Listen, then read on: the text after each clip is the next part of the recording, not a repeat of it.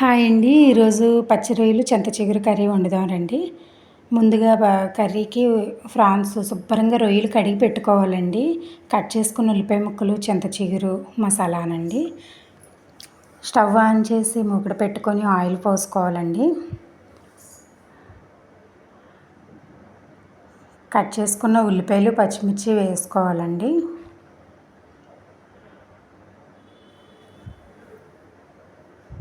వాటిని బాగా కలుపుకొని ఫ్రై చేసుకోవాలి.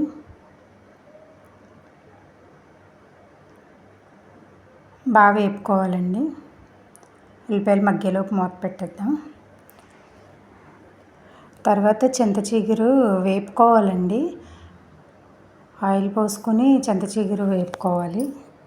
కొద్దిగా పచ్చివాసన పోయే వరకు ఫ్రై చేసుకోవాలండి.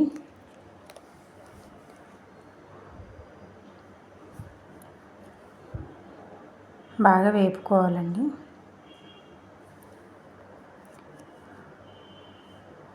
ఉల్లిపాయలు వేగినాయి కదండి. వేపుకున్న ఉల్లిపాయల్లో ముందుగా కడిగి పెట్టుకున్న రొయ్యలు వేసుకుందాం అండి.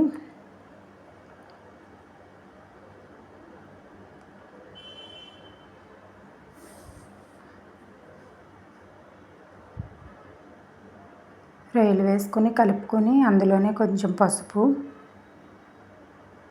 కొంచెం కారం,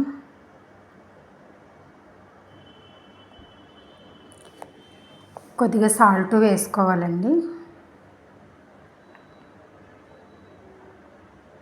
వేసుకుని మొత్తం అంతా ఒకసారి కలుపుకొని మూత పెట్టేద్దామండి.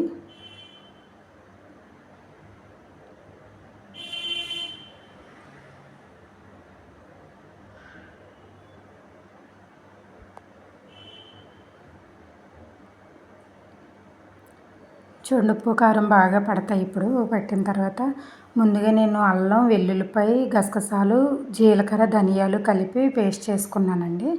అది 2 స్పూన్లు వేసుకొని మసాలా బాగా పట్టించాలండి.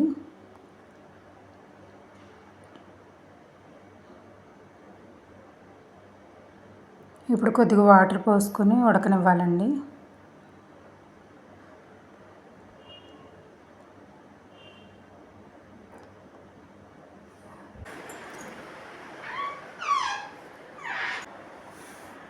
అంతే అండి. ముందుగా రెడీ చేసుకున్న చింత చిగురుని వేసుకోవాలండి.